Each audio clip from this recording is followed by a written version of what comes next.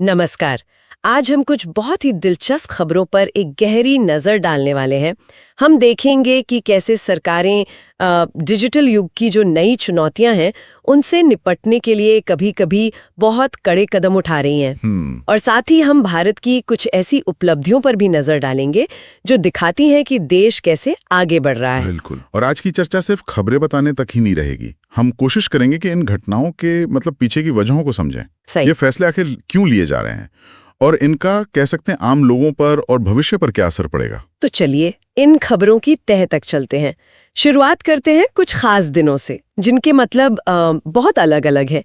एक तरफ मानसिक शांति की बात है, तो दूसरी तरफ एक राष्ट्रीय शोक की।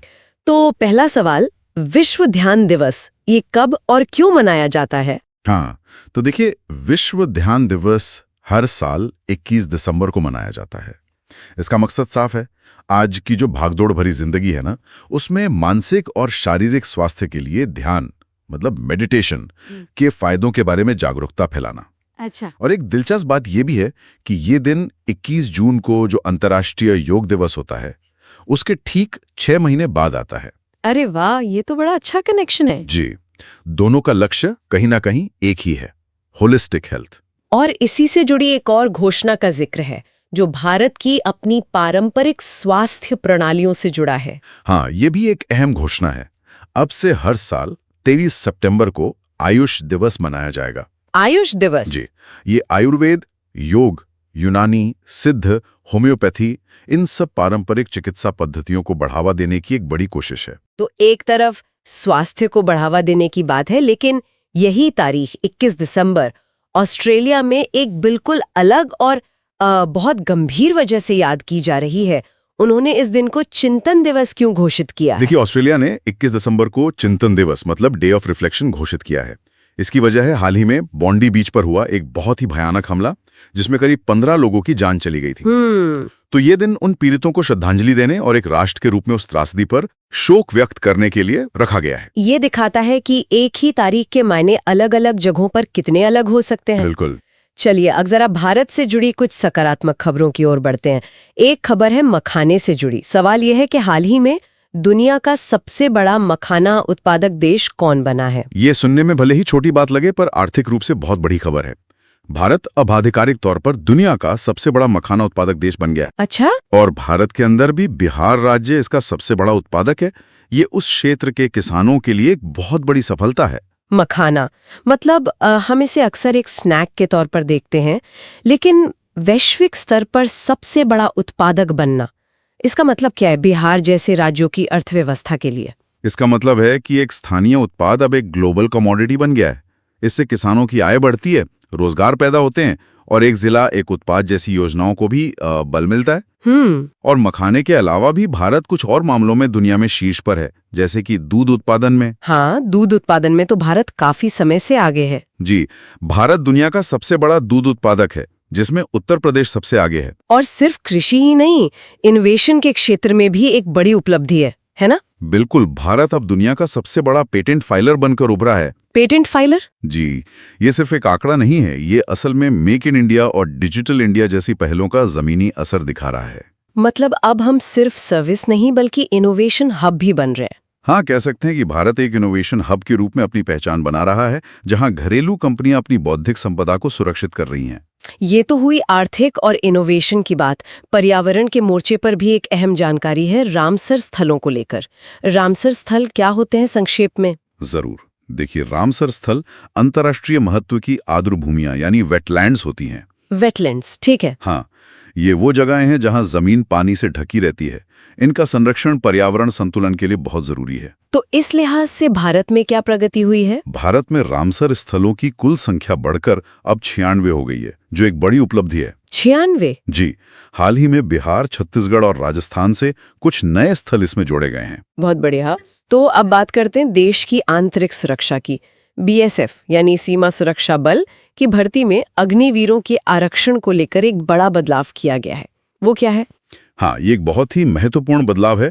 केंद्र सरकार ने BSF भर्ती में अग्निवीरों के लिए आरक्षण को 10% से बढ़ाकर सीधे 50% कर दिया है। 50%? ये तो बहुत बड़ा उछाल है। 10 से सीधे 50? जी, बहुत बड़ा। इसका सीधा मतलब है कि सेना में 4 साल की सेवा पूरी करने वाले अग्निवीरों के लिए बीएसएफ में शामिल होने का रास्ता अब बहुत आसान हो जाएगा। इसके पीछे सरकार की सोच क्या हो सकती है?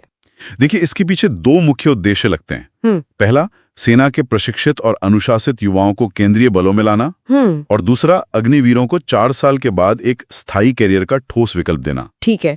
और इसी से जुड़ी एक और खबर सशस्त्र सीमा बल यानी एसएसबी की है। जी, एसएसबी ने 20 दिसंबर को अपना 62वां स्थापना दिवस मनाया। इसकी स्थापना 20 दिसंबर 1963 को ही थी। अच्छा। ये बल मुख्य रूप से नेपाल और भूटान की सीमाओं पर तैनात रहता है। चलिए अब उस विषय पर आते हैं जिसका जिक्र हमने शुरू में किया था। कैसे देश नई चुनौतियों से निपटने के लिए सख्त कानून बना रहे हैं। सवाल ये है, किस देश ने ऑनलाइन धोखेबाजों के लिए अनिवार्य कोड़े मारने की सजा की घोषणा की है? ये घोषणा सिंगापुर ने की है। सिंगापुर? जी, उन्होंने ऑनलाइन धोखाधड़ी से निपटने के लिए एक बेहद सख्त कानून बनाया है।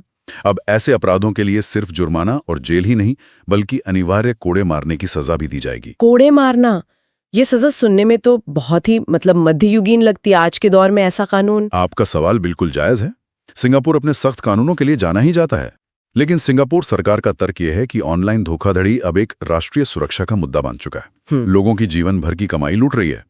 ये बात तो सही है। तो उनका मानना है कि जब तक सजा इतनी कठोर नहीं होगी कि अपराधी डरें, तब तक इस पर लगाम लगाना मुश्किल है। और इसी तरह का एक और सख्त और ऐतिहासिक कदम ऑस्ट्रेलिया ने भी उठाया है, जो टेक्नोलॉजी और युवाओं से जुड़ा है।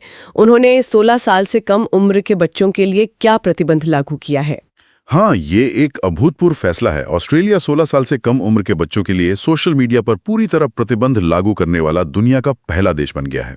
पूरी तरह से प्रतिबंध मतलब कोई अकाउंट ही नहीं बना सकते? जी, इस कानून के तहत सभी सोशल मीडिया प्लेटफॉर्म्स पर 16 साल से कम उम्र के बच्चों के अकाउंट्स को आधिकारिक तौर पर डीएक्टिवेट कर दिया गया है।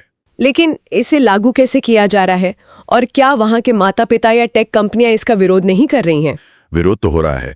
कुछ लोगों का तर्क है कि ये बच्चों को डिजिटल दुनिया से काट रहा है, लेकिन सरकार का कहना है कि सोशल मीडिया के कारण बच्चों में बढ़ते डिप्रेशन, एंग्जाइटी और साइबर बुलिंग को देखते हुए ये जरूरी था।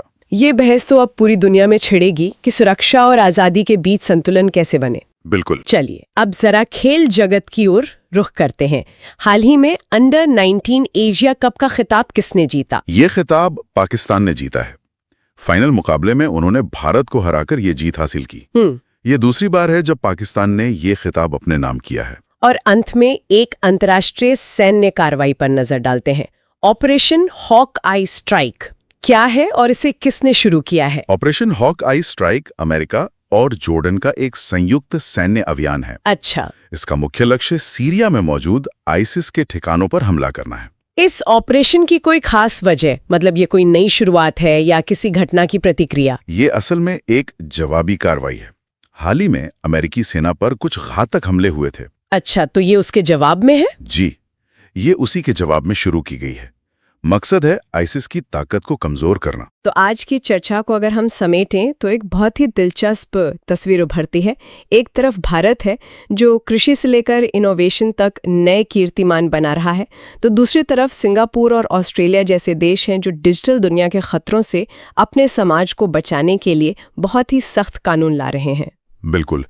इन सभी खबरों को एक साथ देखने पर यही दिखता है कि दुनिया बहुत तेजी से बदल रही है और हर देश इन बदलावों से अपने अपने तरीके से निपट रहा है। चाहे वो अग्निवीर योजना हो या सोशल मीडिया पर प्रतिबंध, हर फैसले के पीछे एक बड़ी चुनौती छिपी है। और ये हमें एक बहुत ही अहम सवाल के साथ छोड़ जाता है।